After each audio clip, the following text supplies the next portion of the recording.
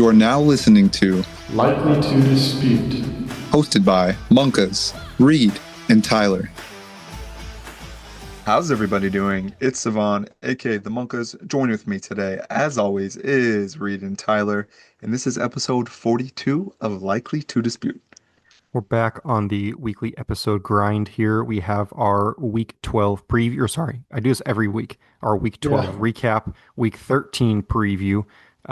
Like I said, back on our normal weekly schedule. No extra bangers this week for the Thanksgiving holiday, but we should have a banger for you here today. So jumping right into the week 12 recap, our first game of the week, we have myself taking down Mr. Cam Thorn, getting revenge on him for my week 1 loss when he blew my doors off. Big week from my team, down a couple of important names, but had a huge performance from Hunter Henry, playing that lovely Bengals defense that is just infinitely worse than every other team in the league at defending tight ends, while Cam Thorn, nearly at full strength, put up a very respectable performance, but these are the kind of games that just kind of suck to take an L on. So, Tyler, we'll start with you here. What do you got on the matchup? Yeah, I thought going into Monday Night Football, Cam might have had a chance there with Bryce, but I was retroactively looking at it, it's just too much to ask for Bryce Young to have 2 solid games, in a row. That's just not the way he operates. And Cam, I'm sure as well as anybody knows that. So tough loss for Cam there. Nothing he can really, you know, feel too bad about. The he started the best lineup he could. Your team was just a bit better this week, and that's the way it is. Did this secure the first round bye for you? I guess all but officially. Not officially, but I would need to go 0-2 and have somebody that has 7 wins right now win out and score more points to pass me. So Okay. I'm not mathematically clinched it, but 99% essentially. So yeah, so that's big for you, and this obviously leaves Cam, right on the doorstep of a playoff spot, but not quite, he doesn't have one secured by any means. So this was a tough hit for him. Nothing he can't come back from. It's Well, just the way it happened this week. I mean, at this point, his season is kind of on life alert. It is, but He needs still to salvageable. he has no other. Well, you said this is something he can come back from, and he has to win both his last 2 games, point blank, period. So season's on life alert. It is win or go home both last 2 weeks for him now. Yeah, I guess what I'm saying, his team's high enough quality to do that. In my Correct. mind. So on. Yeah, the fall from grace from Cam, I can't say I saw it coming. Very hot first month and a half. Last month and a half has been the complete opposite. Scoring 150 and losing is always tough. You can just look at a couple spots on his roster, see where he didn't get enough, and then shout out to you, Reed. You haven't had a consistent QB2 at any point this season, and you were able to scrape and claw the wire for consistent performances throughout a number of guys. 16 is very respectable from, a backup quarterback you got off waivers, and all that just to get Burrow back just in time to finally anchor your second quarterback spot to pair with Dak. That is very good, especially he'll have a couple ramp-up games. Yes, that's the important part for me. Yeah, to get into the playoffs, stack with Burrow, or stack with Chase. Yeah, both teams had solid performances all around. This is just a good one for you. I mean, it probably didn't really matter to you if you won or lost. Obviously, you'd rather win trying to go for the bye, but Yeah, I was going to say it's a pretty big win for me actually, because now there's not a whole lot of pressure on me to beat Ian, who has a very good team, or Rob, who has a very good team. Not that Cam does not; his team is very good, but getting the last win I kind of needed out of the way makes me feel a lot less pressure these last 2 weeks. yes. Yeah, fun, high scoring matchup again. This was one I wanted bad because he cleaned my clock in week 1, so had to get a little bit of revenge. One that we expected to be a very close matchup ended up being nearly a 100-pointer, as Cevan loves to call out on the pod. Rob took Ian to the woodshed, and for Ian, it's pretty simple. His team, as Tyler loved to point out, all offseason is anchors by his quarterbacks, and both of his quarterbacks had down weeks. They combined for 15.9, which, if you're Ian, that's almost never going to win you a week there. So just a tough break. And Rob, puts up 171, but he's projected for like 165, so not real overperformance, but had some great performances across the whole lineup to put himself in this position, and he officially, mathematically, has locked up one of the two buys. So, Cevan, we'll start with you here. Thoughts on this one? Yeah, Rob messaged kind of clowning us, whether it was all three of us or just me and Tyler, but he said when Jettas is the worst player on his team and he still puts up, 170, that's an odd one. But yeah, he had studs all over the team outside of Justin Jefferson, and quite the opposite for Ian, putting up what might be his uh, season low or career low in this league since we started last year. Yeah, 15.9 for either of them is a down week, and when they combine for that much, he's really not going to be able to do anything. Shout out Emmanuel Wilson, Packers, whoever it looks like whoever's the Packers RB1 is for the week is going to, do the same thing Josh Jacobs does, whatever. I know Tyler wanted to shout out Marshawn Lloyd, said that would have been him. Um, I agree. But yeah, down weeks from Ibuka, Nico, along with the quarterbacks, it's just not a good recipe for anything. Tyler, your thoughts? Yeah, you mentioned Ibuka. It's been a weird last month and a half for him where he's really only had one great game. That was week 10, but everything else since week 6 has been pretty lackluster, and that's despite, getting heavy target numbers. So it's been a weird stretch for him after a great start. So that's just someone else on Ian's team I wanted to highlight there. And then, yeah, not much to be said about Rob's team. Um, yeah, I don't have much to add. Strong team. Makes sense that he locked up by nothing else for me. Yeah. It's one that we thought was going to be a heavyweight bout like their week one match, but it was not. We big win here for Sumner, but let's just say an expected one. For the third week in a row, K is taken a zero from the quarterback spot as CJ Stroud continues to recover from his concussion. They played on Thursday night, so he was not able to get back on the short week. Sumner, once again, putting up a more than respectable performance. 154 points is nothing to scoff at. Anchored by the great Wan'Dale Robinson. I mean, he's been desperate to kind of get consistent production from his receivers this season after Tyreek went down, and maybe Wan'Dale is that dude when Jameis is in the lineup. So big performance there, but most importantly for him, Baker did go down with a shoulder injury. It doesn't seem like it's overly serious, but we'll see how much time, if any, he misses. Baker's pretty tough dude, so I wouldn't bet against him coming back sooner rather than later. But that would be a pretty big blow for his team if he's down his top quarterback. So, Tyler, we'll start with you on this one. Nearly a 100-point win here for Sumner. Anything to add? No, nothing crazy. I mean, this is just a week to forget. There's, yeah, really tough to swallow a week like this. I've been here, and it's just because it's one thing to lose, but it's one thing to lose like this when if you're gonna lose, you at least want to have players, having at least decent games or someone showing some promise. But it was just all around just a tough week for Kay, and then yeah, this is great for Andrew. He's on a W3 right now. Wandale looks to have gotten a huge bust from Jameis the past few weeks, and hopefully he can continue that with Dart. And Andrew's team is kind of looking scary going into the playoffs in a few weeks here. It's definitely picked up steam. McCaffrey, of course, is anchoring his squad. He showed out on Monday. Um, Nothing else really that I have to add there. Savan?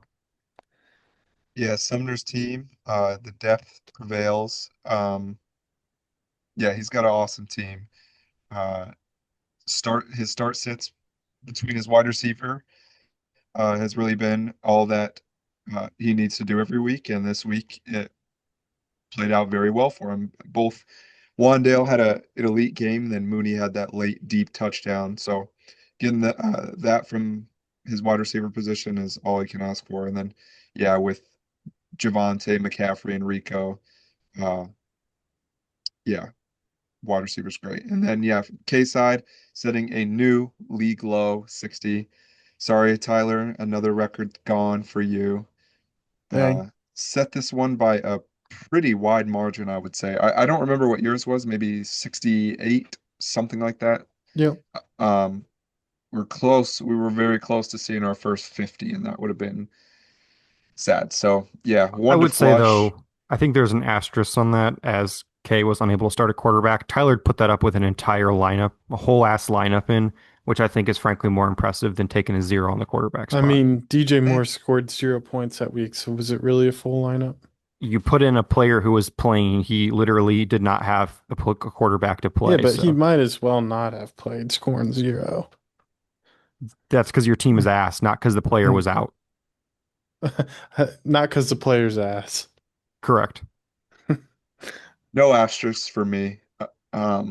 Yeah, Jacoby was available. Mills was No, I'm available. not saying there Mason weren't Rudolph other was options available. available earlier in the year. I'm just saying on this week specifically. 68 while starting a full lineup or 60 while starting not a full lineup.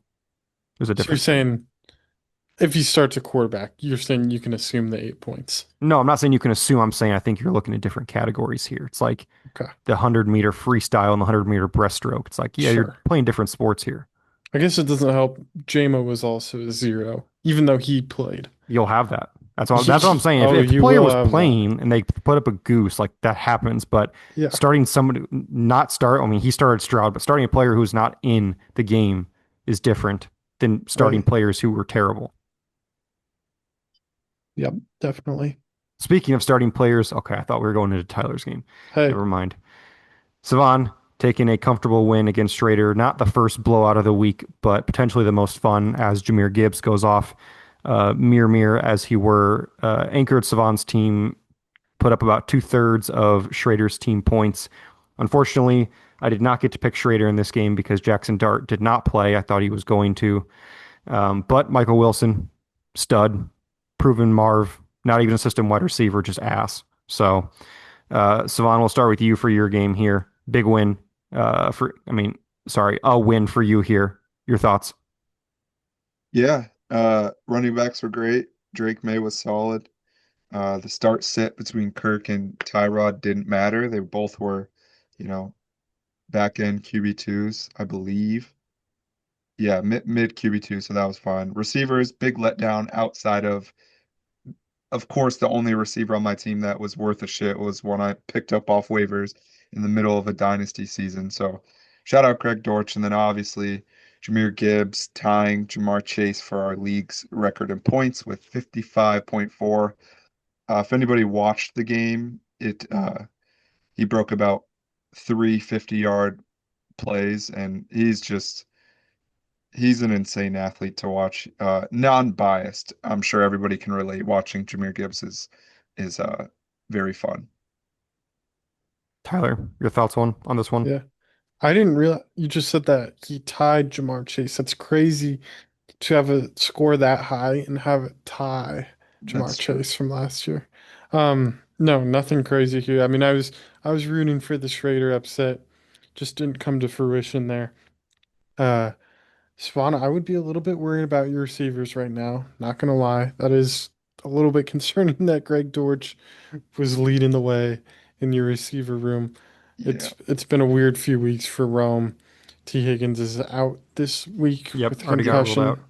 So it's, I mean, I still have faith in your group that they can, start scoring uh, some more points in coming weeks. Xavier Worthy as well. But for the past few weeks, it's definitely been a weaker part of your team, which is surprising looking at the names. Yep, we're Gibbs, Drake, or bust. So, Is that a good recipe for success? um, it works when it works, and it doesn't when it doesn't. That checks out. Every time that it works, it works. Speaking of players who are ass, DJ. Oh, never mind. It's not DJ Moore. Sorry, I thought we were going to talk about DJ Moore. Swerly was on upset alert for a decent portion of Sunday, but ended up pulling out the win here in a relatively comfortable manner, beating Tyler himself. But obviously, a big game from Cam Ward. First time he's posted 2 touchdowns in a game, which is big against an elite defense as well. So nothing but an encouraging performance coming out of Cam Ward there. Big for Tyler and his prospects in the future, not just in the next year, but moving forward. And Swerly, uh, I would say a relatively underwhelming week, but he did what he needed to do to get the win, keep his season as alive as it can be at this moment. So, Tyler, we'll start with you. Your game here, uh, Yeah. a high from your team in recent memory. Honestly, this felt like as much of a win as a loss could, if that makes sense. I was scrolling Twitter on It makes Monday. sense. It's sad. That's all. That's fair. I was scrolling Twitter on Monday and I saw all the film nerds tweeting that video of Cam Ward scrambling out of the pocket and finding Xavier Restrepo in the middle of the field, saying stuff like, "Watch this video and tell me you don't believe in Cam Ward," stuff like that. So that always feels good when people are glazing him on the Twitter feed. Cevan also was glazing him. So yeah, I had a few players I was considering to put in the stud section, including DJ Moore, and then also John Mechie, who might be something, maybe, for the Jets. Who knows? But yeah, I thought I had Deshaun on the ropes, and that was my bad for counting out Genty and CeeDee Lamb and Chris Olave late in their games in the afternoon slate there. So I had CeeDee Lamb as Swirly stud there, just because he's still dealing with drops, which I know we all have mixed opinion on drops here, but I don't know. It's the situation with him missing part of the season and George Pickens coming on so strong, and then him just dealing with drops the whole season. It's been a kind of an awkward season for CeeDee Lamb there. So Yeah, very much so. My redraft team can agree with those issues. So, on your thoughts on this one? Yeah, uh, Swirly just an average week. Nobody tanked his team for for the week, and nobody was a what do you call it when somebody wins the week for you? A week winner, something Sure. like that. Uh, Shout out Shadur. oh, good Um, shout. he had a solid throw. Um, that Wait, was which that one? The the deep one one where he or the was one to Samson? uh, a good point. Um, yeah, but no, I'm here to talk about Scam Ward. I'm gonna put some respect on his name. Um, these are all the positives from this 1 week Cam Ward. Career high in fantasy points, career high in fantasy finish on the week, career high in pass attempts, pass completions, career high in total touchdowns, career high in rushing attempts, career high in rushing yards, and career high in rushing touchdowns. So all of this was done against Seattle too, where they may not have won the game, but they did backdoor cover and ruin my parlay. No So one cares. shout out Scam. He might be the Uh, GOAT. might be the GOAT, first time over 15, and he got a 24 and a half burger. So shout out Scam. I wanted to make one point here about Swirly and Shadur. So Shadur scored 12.85 points. Gino scored 12.05. Shadur completed 11 passes and had one rush attempt, and he outscored Gino, who dropped back to pass 44 times. That Yeah. is wild. 10 sacks, 2 fumbles. Yeah, And that's Gino didn't even throw an interception, and I know. Shador And did. Gino dropped back 44 times and had no interceptions and still got outscored by someone who completed 11 passes with -1 rushing yards and no Yeah. touchdown. I mean, that Um, just Those tells you the state of the Raiders. those strip sacks really did it to him because that's losing 1.5 points per play. Holy So cow. that's three no, it's just points lost one. right I there. didn't even see 10 I No, guess strip sacks. it's That's with the sacks. sack. wild. Yeah, Well, yeah. if Shams had his way, Geno Smith would have had 5 more points because sacks would have been 0 points. So That's true. wouldn't have had this conversation. Finally, our primetime matchup of the week was a banger. Trent winning by zero point 0.1 points. The comeback that propelled him to the victory. Stafford on Sunday Night Football. I don't know what the other moving pieces were, but I remember we were talking in the chat that Trent could end up losing that game on Stafford kneel downs. And thankfully that it did not come to that. They did not end up kneeling down at the end of the game. But Trent taking the zero point 0.1 point victory, which is a huge win for him.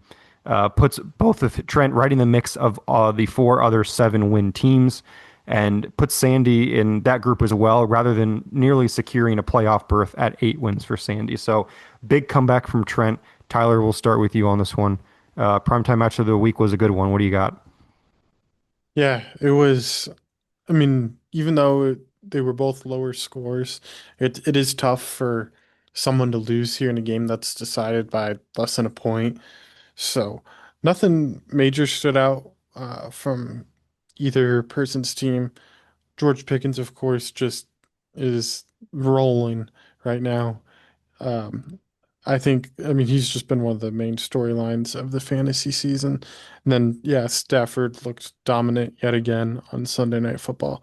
So those are those players I think none of us were really thinking would be the studs for Trent's team all year. I think we all thought it would probably just be Bowers anchoring his team, but Pickens and Stafford have been amazing. And I don't think we talked about it, but Trent did add Saquon Barkley this last week. We didn't talk about this yet, did we? I don't No, we believe didn't talk so. about any of Okay. the trades. He was pretty, I mean, he didn't do anything crazy, but just someone else to watch in his lineup. And Hmm. um, I don't have too much else to add on the Sandy side of things. Amon Ra, or I'm sorry, not Amon Ra. The AJ Brown, Jalen Hurts stack really showed out for him this week. Cevan, your thoughts? Yeah, whenever it's decided by this low amount, 0.1, it's my first thought always goes to if like one player just had one more yard or Yeah. that's what it ended up being was Trent's player had one more yard. But yeah, the thing with Stafford is I think his last completion came on like their third to last drive. They just ran it and punted or got first downs, whatever. So very clutch that the Buccaneers also ended with the ball in that game. As far as Sandy's side, Swift maybe a storyline. Manungai out-touched him for the first time this season when they're both playing. Um, Something to watch on Swift's side. Um, yes, he acquired Swift and Mark Andrews, and they both combined for under 6 points. So some of his late season acquisitions not coming home down the stretch, so he'll need some improvement there. But yeah, keeps us all of us 7-5 teams, right in the mix of each other. The points for has also gotten tighter, at least between me, Trent, and Sandy. So uh, kind of glad Trent got the win. Um, to me, it makes these final 2 weeks just that more important for each of us. Hmm. Yes, we will talk here in the second half of this about what the playoff field looks like. But wrapping up here, picks leaderboard. I gain one game on Cevan, and Tyler also gains a game. We are now all within one game of each other. That's Fif- elite. 50 and 22, 50 and 22, 49 and 23. Tyler, the game you gained on Cevan was because you picked me last week, and you were the only one who picked me last week. So Hmm. shout out Tyler on that one. Coming down the stretch here, we're gonna be pretty tight. Did you guys think it would be like if preseason, would you have guessed it would have been this close in week 12, week 13? I'd say yes, because I mean, each week, at least when we started, like at least one game, if not two, were pretty much free wins, and then they just end up kind of becoming, especially in the middle of the season, like who's got a bunch of buys. Like a lot of teams are Yeah. pretty close, pick a rob every week. So there's I going to guess be free games each week. So it basically comes down to like uh, 1 to 3 coin flip games each week. So I was gonna say I guess the clarity and quality of teams has just improved as the years mhm. gone on. So it doesn't surprise me that we're, two of us were 5-1. Like I would be surprised uh if any of us went anything worse than 4-2 the rest of the way out. Agreed. Agreed. Which leads us into our week 13 preview. Starting off here, we have an interesting one, a high powered one. We have Sandy at 7-5 coming off, as we mentioned, a very tough loss right in the thick of the playoff race, taking on a heart still kind of beating Swerly team. But all of us are taking Swerly in this one. Kind of surprising, I might add. Someone just said maybe we don't give Sandy's team enough respect. All of us are taking Swerly in this one. So, Savan, we'll start with you. You're taking Swerly. Why is that? Yeah, kind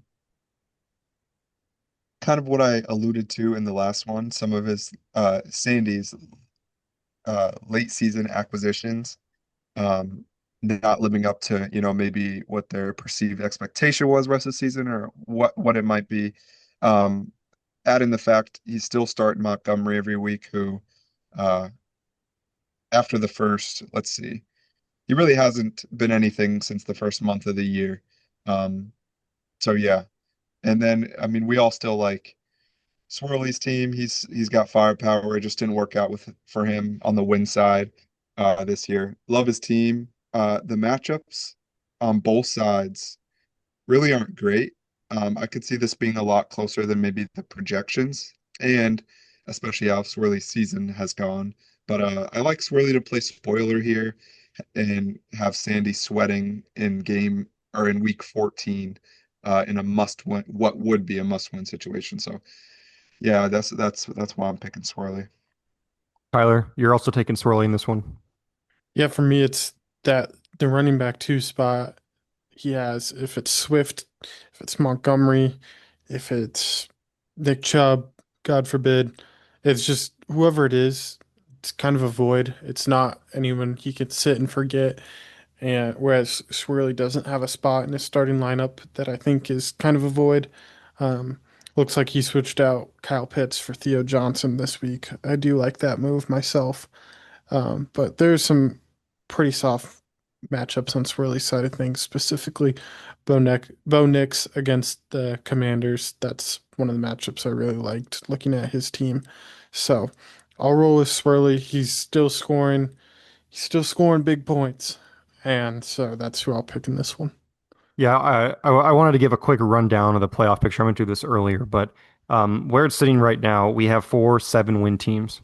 Um, Sumner, Sandy, Cevan, and then Trent in that order. And then we also have Cam Thorn and Ian at 6 wins. With the way it sits right now, all four of the 7-win teams have a game left against either Schrader, Tyler, or Cam K. But Cevan is the one that has one left against Cam K. He has a relatively competitive lineup left, but regardless, for all of these 7-win teams, as long as all four of them win their tanking game at least, it essentially locks up a playoff berth for them. But Cam and Ian are both hanging around still at 6-6. They play each other in week 14. If whoever wins, if they are one of those two is able to win out on points scored, they would theoretically knock out one of the 7-win teams by points scored, as they are both ahead of or close to all of them minus Sumner. So we are coming down the stretch here. We need a heroic performance from either Cam Thorne or Ian to knock up the playoff picture right now. But at this point, we're staring down which teams have tanking games left and which teams don't. And it's kind of sad that's how the playoffs are likely to be determined, but that's just kind of how it is right now. So, any small thoughts on that before we move on? I just wanted to run that down for anybody that wasn't aware of that. Yeah, just from my terms, I'm gonna break this down Monka's fashion. Can we Um, make this relatively quick? yeah, 45 seconds or less. Swirly, Dunzo, K, Dunzo, and then Are you Ian, sure about that? Ian and Thorn uh, have to go 2-0. One win will not get in, more than likely. Uh, and yeah, the points for, yeah, between me, Sandy, and Trent, we're all within 22 points. Me and Sandy are 4 points away. And then Sandy and Rex are uh 22 points away. So yeah, if all three of us split, we go 1-1. Pretty much from here on out, whoever's the worst, if Thorn and Ian or Ian go 2-0, they'll take that last spot. So I think I think Sumner's a lock at this point. Hmm. Obviously you and Robert are locks. And then really we got five people for three spots is what it's gonna come down to. Yeah, this was my chance to say, for as staunch of a Swerly supporter as I have been, the math is just not going to work out for him to make the playoffs at this point. Even if he goes 7-7, I find it would take nearly a miracle for a 7-7 team to make the playoffs. Even given the fact that he is third in points scored, he would need a lot of help. So while it's not over completely mathematically over, it's very likely that Swerly's missing the playoff for on year 2 here. So Um, Real quick, Tyler, I was just gonna say, as you've you been know, eliminated, Tyler. I'm sorry. well, that's relevant to what I was gonna say. As the active tanking team here, I almost feel guilty that there's three teams that get to play me twice, and two of them are trying to lock up a playoff spot. It kind of sucks because like I don't know. I feel bad that the rest of the league doesn't get that opportunity, but that's just the way the random schedule generator works. And I don't know. It's I don't want anyone like blaming me for missing the playoffs. Well, some people will, that's for sure. That's But fun. the thing of note is three of the top 6 teams in scoring right now are not in the playoff field, with Yeah. Swerly, Cam, Thorn, and Ian, while 7, 8, and 9, being Sandy, Cevan, and Trent, are all in the driver's seat to a playoff spot right now. So that is the nature of the beast in fantasy football, and nobody wants to be Yeah. in that spot because it sucks. Hashtag median scoring. Exactly. On to Schrader and K here. Uh, yeah, Schrader's still 0-12, potentially getting Jackson Dart back this week. We'll see, I guess. But this one could actually be interesting, potentially on Schrader double watch. CJ Stroud is technically still in concussion protocol, has not cleared yet, but I think it's expected that he plays. But we'll see. Yeah. Um, if he takes a zero there, even if he doesn't take a zero there, I think this still could be a relatively interesting matchup if Jackson Dart plays. So we'll see. And we do. We have Cevan. Cevan is taking Schrader to get his first win of the year, while Tyler and I are sticking with the safer pick here on Cam K. Cevan, will start with you. You're picking the big upset here. Kind of. Yeah, uh, I'm on the side that Stroud misses one more game, and I also think Dart will be cleared considering he plays Monday night, so he gets that full extra day.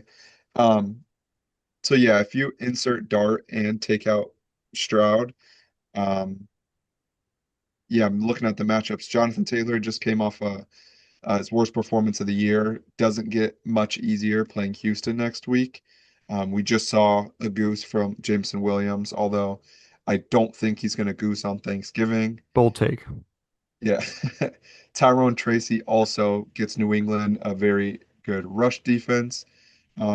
Yeah, not really in love with any of the matchups on K side. And then we've seen Schrader put up multiple semi-competent weeks before. Um, yeah, so uh, with Marv out, Michael Wilson's been elite. So that's a wide receiver one over the last 2 weeks. Maybe the wide receiver one. No, I don't think so. But uh, yeah, when Marv's not playing, he's a top 12 wide receiver. And then if you can take out Jerry Judy for Jackson Dart, that's a 25-point swing right there. So um, I don't think I mean, this is really his last chance at getting a win. Would hate to see someone go 0-14. So Hmm. that's all I got. Tyler, you're taking the safe pick here with K. What do you got? Nothing crazy. I mean, you've said it. It's a safe pick. I think his receivers will be the ones anchoring him in this matchup with McMillan being a top 10 receiver in terms of total points right now. Um, Christian Watson's had some sneaky good games, and then I know he wasn't much last week, but Chris Godwin is back. Maybe we see an increased bump in snap percentage as well as targets. So yeah, safer pick with K. I'll roll with him. Yes.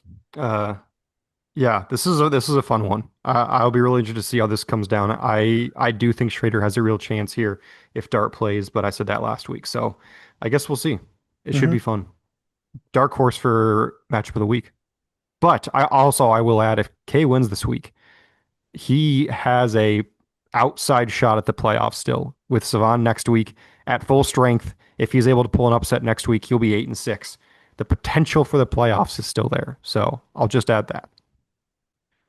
next matchup we have on the docket here is myself versus Ian. As we mentioned, Ian's season on life support at this point has to win out. A big game for me, who, oh, sorry. My team does not know that I'm not as motivated to win. They still think I'm trying to get into the playoffs. So my guys are going full strength. Ian's team also in the same spot, but we're all taking myself. Wow, that is surprising. Tyler, we're going to start with you, your beloved Slurp King. You're picking him to miss the Oh, playoffs now. What do you got? well, I don't think it's too surprising. I mean, you're getting your stack back. That's the story of this matchup, in my opinion. Burrow's going to get activated and play on Thursday. Hopefully, it's a good end to your Thanksgiving with Jamara also coming back from his 1 game suspension. So, I mean, that's what you were looking forward to this whole season was that stack you had last year was great. And now we're going to see arguably your best lineup all year. I guess that depends if Drake May or not Drake Drake London, May. yeah. Sorry, Drake London's play. I guess Garrett Wilson isn't playing either. But with Juwan Bur playing like he is. I mean, Juwan's probably an upgrade. okay. But with Burrow and Prescott both starting, I mean that's something you haven't had most of the year. Uh, Ian, it's been a tough season for him, up and down. Not saying he can't beat you, but it'll. I don't know. I could see Ian's team going out and scoring 160, something like that, but I could also see something, like similar to what he was at last week, which was Mhm. 90 points. So I just, with Ian's team and where I'm at right now, it just feels like there's a lot of variance, and variance can obviously win weeks, but it can also have you falling flat on your face. So I'll As he did take last week. that's right. I'll take your team. Man, I'm looking at your lineup. Most of your lineup plays on Thursday, I feel like, or a good chunk Yeah. at least. Well, it's a lot of my guys are on good teams, and a lot of good teams will play on Thanksgiving. So, Fair enough. Cevan, you're taking me as well in this game. Yeah, I do think it's more of a coin flip. You have some questionable guys on both sides. The aforementioned, don't know if I use that word right, That you did Drake actually. Lund, Drake London. We'll see Not if Drake he, May. no, we'll see Drake if may be riding London, my bench. okay, we'll see if, sorry, we'll see if He's London frazzled plays. now.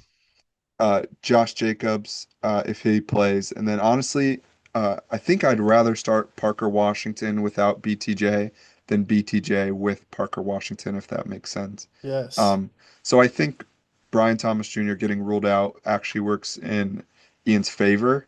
Um, Uh, uh, Similar to Reed, this is as close to a healthy lineup as they've both had all year. There is the looming chance Amari and Hampton does end up playing this week, so maybe he decides to go that route if Jacob's out. But yeah, I view this as a coin flip. Had to pick a side, um, and I would rather Reed win since he's already in the playoffs and kill Ian's chances of getting in. So I hope that he plays Slick Rick because once again, Juwan Jennings was victorious in their one-on-one battle for the second week in a row. So please play Slick Rick. I could use the 3-pointer in your lineup. So yeah, I'm taking myself. Same thing, kind of both of these as these guys have said. Honestly, I don't think Drake London. I almost said Drake May again. I don't think Drake London's going to play, which would kind of be a bummer. But Ken Walker's usage has ticked up since the bye, which is good news. So I'll at least have a passable guy to put in the lineup. But at the same time, Drake London's also really, really good. So losing him, even with Kirk Cousins, would be a big loss for me. But this should be a fun matchup. Ian's fighting for his life, and I'm chilling on the beach waiting for week 16. So here we have the other momentous matchup in terms of the 6 and 6 teams. We have Rob also sitting on the beach waiting for week 16 versus Cam Thorn fighting for his fantasy life. And once again, we have a sweep of the favored team. All of us are taking Rob. Cevan, will start with you, taking the better team here. Again, shooting down Cam Thorne's chances at the playoffs. Your beloved golden boy. What's up with that? y yeah, this is going to be tough. Kim was the hotness of the league to open the first month and a half. Uh, Cam's going to fall under 500 for the first time in his fine dining career. This late in the year, it's tough, but yeah, Rob's already locked up a spot. Need him to kill Cam's chances, and I think it would all of us 7 win teams. I think it would give us a breath of fresh air if both of these two, Cam Thorn and Ian, lost this week. Has nothing to do with the players in this. Yeah. Wait, did you say it'd be a brush of I thought he said, pressure? I thought that sounded weird as well, but I wasn't sure. What did I say? Breath of fresh air?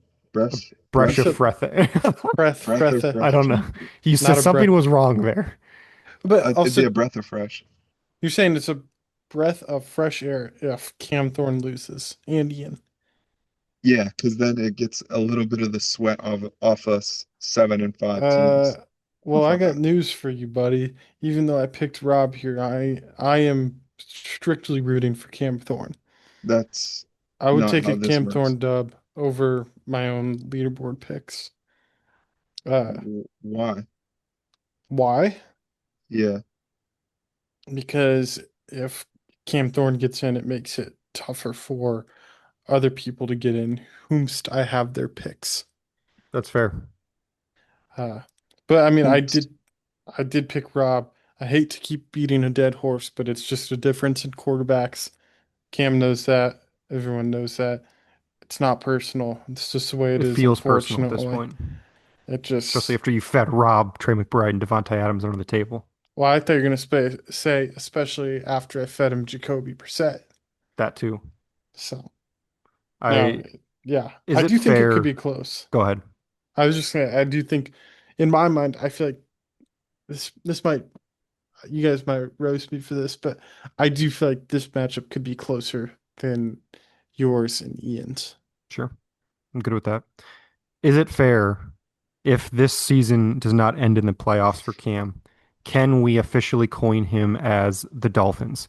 September, early October, Super Bowl champions, electric. And then when it comes down to it, back half of the season, weather gets cold, started to fall apart, and ended up with a disappointing season. Can we call him the Dolphins until further notice? I would say yes, but it feels messed up considering he has Tua and he has slandered the Dolphins before. And Jalen Waddle. And Ollie Gordon, OG too. Oh, so I maybe mean, it does make yeah, I was sense. gonna say if that feels like it's right on point then if he's gonna roster three Dolphins players. Does that make Cam Mike McDaniels? Mike Yes, McDaniel, and no, he wishes he McDaniel. was that cool. his managerial skills is like the Dolphins. So it makes sense. Cam, if you don't want to be dubbed Mr. Dolphin, then You better get your ass in gear. yeah, Actually, the original Dolphins was James.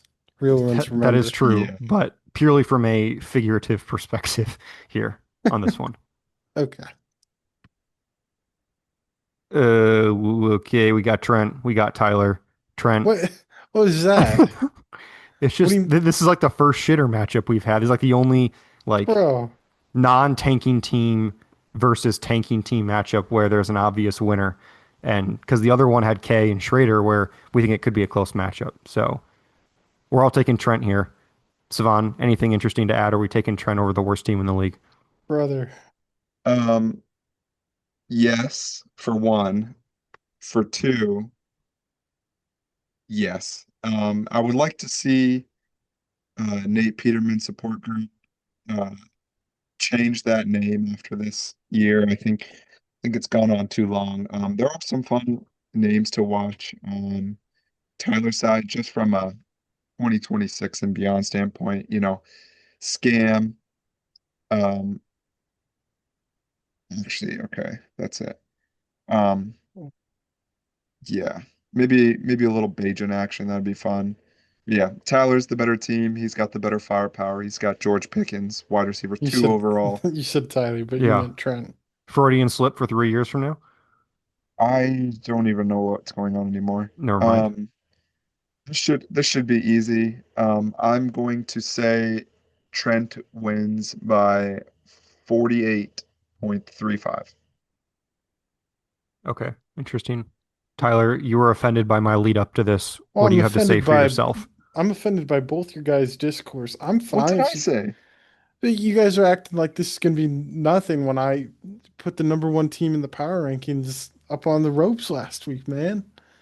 On the ropes, It was a career Yes, performance. number one team in the power rankings. at least for Reed. Not since week 4. Okay, We're in well, week 13 now. still, I don't know. Look, I just updated my lineup, and I'm just saying, my starting lineup, if you notice, it's one color, and that color is green. All my guys Mm, have what Sleeper calls soft matchups. So yeah. I don't know, When man. I could what if I played spoiler and accidentally screwed myself? true, but Your pick wouldn't wait. move up any, so you're good. You know this is fraud because the Eagles are green. Uh the Eagles defense hasn't Against who? been What position? wide receiver. Receivers. Yeah, because you can't run the ball on them. That makes sense. And teams are trailing, so they need to throw the ball. So Tyler, you're gonna win. No, no, no. I'll still pick Trent. But I don't like my projection feels way low right now. 75. Are you kidding Yeah. me? Do you have Okay. any prime time like late? Okay, he's got Diggs Monday night. To be clear, by the way, I'm not putting an all green lineup. I'm probably not starting Michael Carter. You Thank just God. wanted to say that. You saying Okay. that should automatically pick Trent. You got I Gadsden. did Why pick isn't he Trent. in the lineup? You could trade Trey McBride for him, man. Come on. I haven't fully updated the lineup. Oh my goodness. Embarrassing. Finally,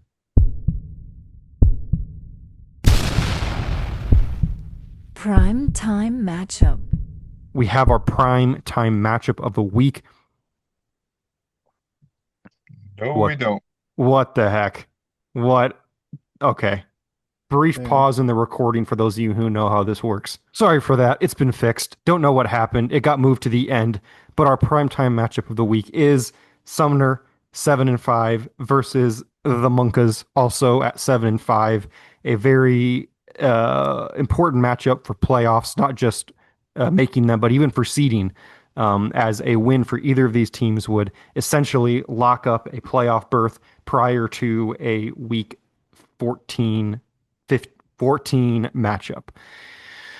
And we got split picks here. Cevan, I applaud you. You're finally picking yourself. We appreciate that. But Tyler and I are going in a different direction. We are taking Sumner in this matchup. So, Cevan, we'll start with you on an island, picking yourself, winning the damn game, rocking up that playoff spot.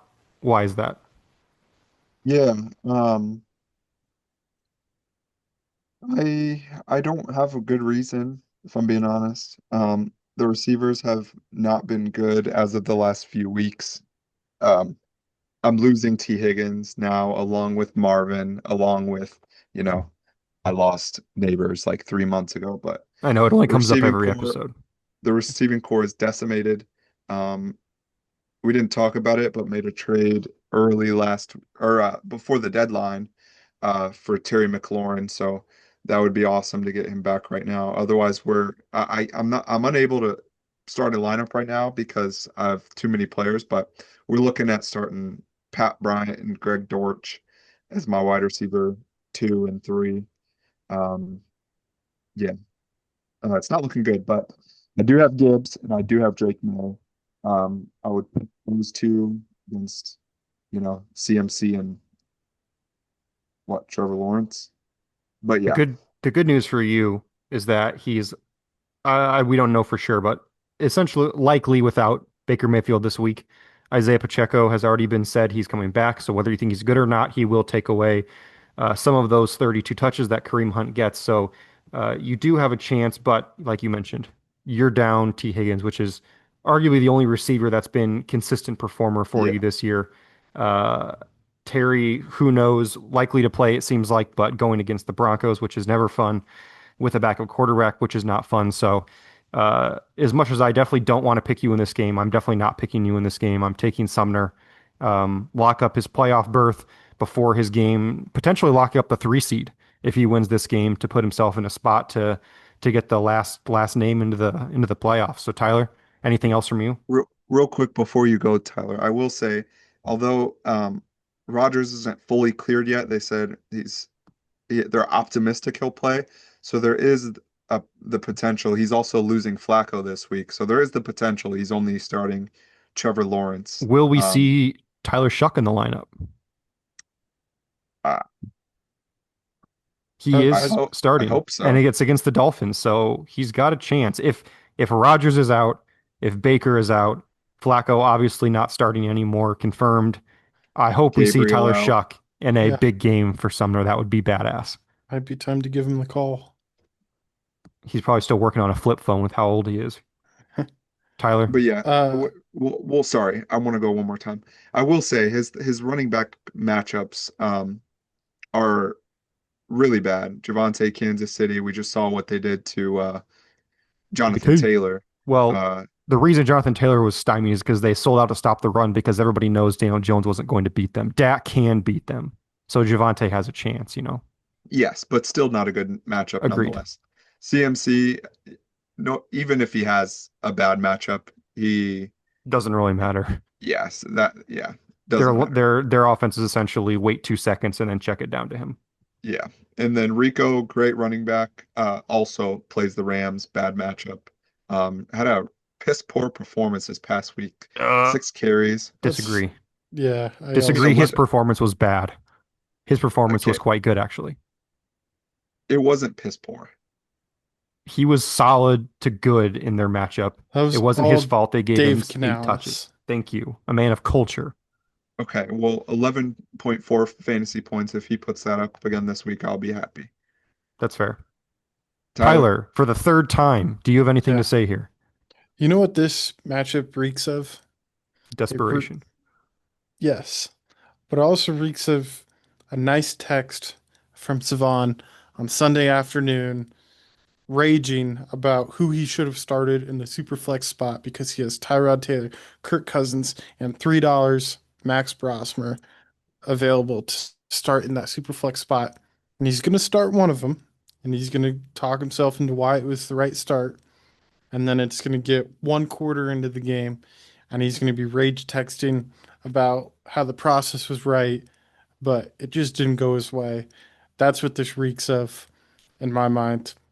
I I, don't think you picked the right quarterback to start, Savon. I like Andrew's team overall better this week, anyways. So I just wanted to put that out there, though, because you obviously do have a decision to make there. But I yes. think it also reeks of a Thursday at 12:45 p.m. GG's text in the chat.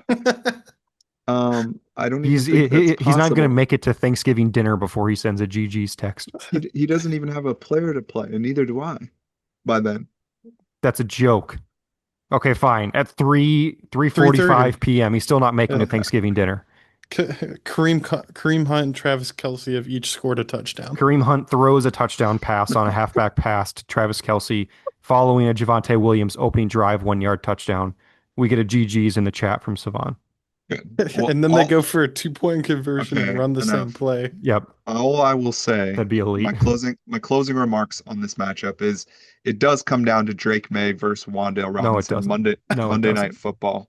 So if it's, if it's close going into that matchup, um, I like either of our chances with the way Wan'Dale's been playing and with the way Drake's been playing. If you like both of Um, your chances to win, that means you don't like either of your chances to win. That's our last matchup of the week. It should be a fun one. Any closing thoughts from you guys? Week 13 here. Um, Big week for playoff seeding, playoff chances.